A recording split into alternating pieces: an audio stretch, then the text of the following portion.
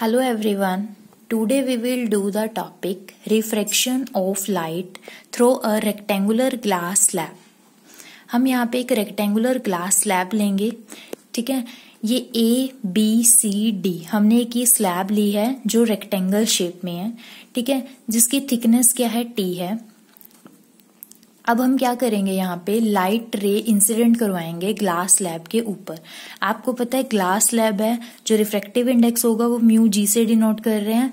जो स्लैब के बाहर वाला एरिया उसको एयर कंसीडर कर रहे हैं, ठीक है, और जो एयर का रिफ्रैक्टिव इंडेक्स होगा वो म्यू ए से डिनोट किया है यहाँ पे, ठीक है। अब क्या होगा, हम लाइट रे को इंसिडेंट करवाएंगे स्लैब के ऊपर, ठीक है। जब हम इंसिडेंट करवाएंगे तो यहाँ पे एक नॉर्मल बनता है परपेंडिकुलर 90 डिग्री पे, ठीक है। अब जो हमारी लाइट इंसिडेंट हुई है वो ग्लास स्लैब के ऊपर हुई है, मींस वो एयर से ग्लास में आ रही है, मतलब rarer medium to denser medium आ रही है। तो वो जो लाइट होगी वो क्या हो जाएगी, बेंड हो जाएगी टूवर्ड्स द नॉर्मल। ये आपका नॉर्मल है, ये जो लाइट है रिफ्रैक्टेड रे है वो क्या हो गई, बेंड हो गई टूवर्ड्स द नॉर्मल, ठीक है। और ये जो आई एंगल है, इंसिडेंट रे ने एंगल बनाया नॉर्मल के साथ, मींस एंगल ऑफ इंसिडेंस। अब ये जो रिफ्रैक्टेड रे थी इसने एंगल नॉर्मल के साथ क्या बनाया, आर, ठीक है।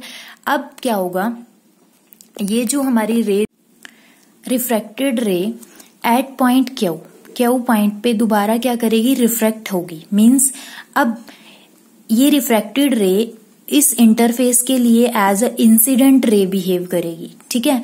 अब ये जो रे आई इस सरफेस पे BC सरफेस पे पड़ी है, ठीक है, तो यहाँ पे क्या होगा, एक नॉर्मल बनेगा, ठीक है। अब जो रे ये आई है रिफ्रैक्टेड रे, ये कहाँ से कहाँ आ रही है, ये डेंसर मीडियम था और ये क्या है, रेयरर मीडियम है। तो ये डेंसर टू रेयरर आ रही है, तो ये जो लाइट रे है, ये रे है हमारी, ये क्या हो जाएगी, बेंड हो जाएगी अवे फ्रॉम द नॉर्मल, ठीक है, ठीक है। अब ये हमारे पास क्या है, ये हमारी रे क्या हो गई, रिफ्रैक्ट हो गई।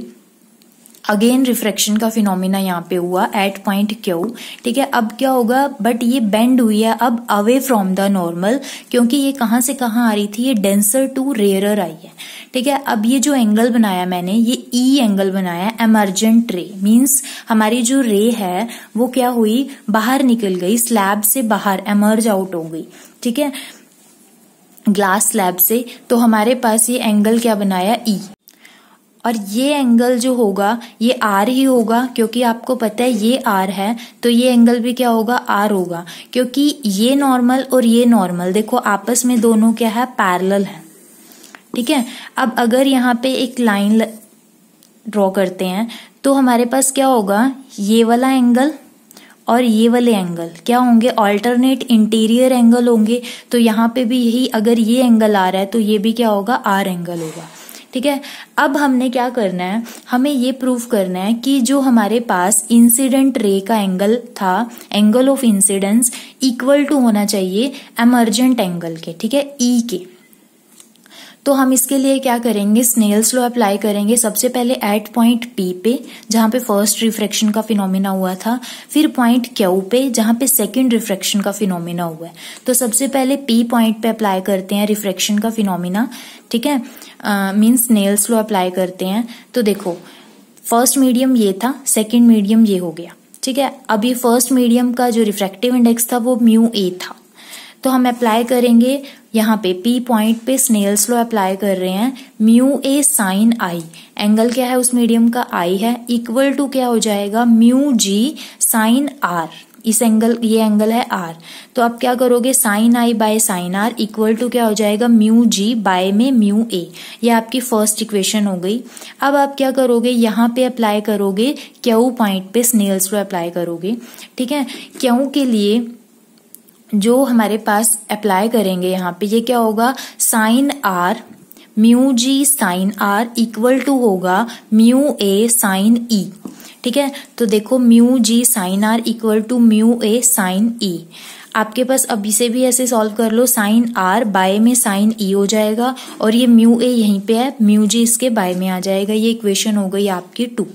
अब क्या करोगे, इन दोनों इक्वेशन को क्या कर दो, मल्टीप्लाई कर दो। ठीक है, जब हम इन दोनों को आपस में मल्टीप्लाई करेंगे लेफ्ट साइड से लेफ्ट साइड और राइट साइड से राइट साइड, तो आपके पास लेफ्ट साइड में बचेगा साइन आई बाय में साइन ई और राइट साइड में 1 आ जाएगा। और हम इसको लिख सकते हैं sine e equal to sine i equal to sine e और आई इक्वल टू क्या हो जाएगा, ई। ठीक है, ये साइन से साइन कैंसिल हो गए, मतलब आप क्या करो, दोनों साइड प्री मल्टीप्लाई कर दो साइन इनवर्स से, तो वो कैंसिल हो जाएंगे, सिर्फ क्या बचेगा, आई इक्वल्स टू ई। मतलब जो हमने प्रूव करना था कि जो इंसिडेंस एंगल है वो इक्वल टू आ जाए एमर्जेंट एंगल के। ठीक है, वो हमारा प्रूव हो गया। देखो, हमें यहाँ से ये पता चला कि जो हमारी ये इंसिडेंट रे थी वो क्या हो गई, शिफ्ट हो गई, पैरेलल शिफ्ट हो गई यहाँ से। मतलब देखो, अगर आप क्या करोगे, यहाँ पे ये बनाओगे, इसे ड्रॉ करते हो,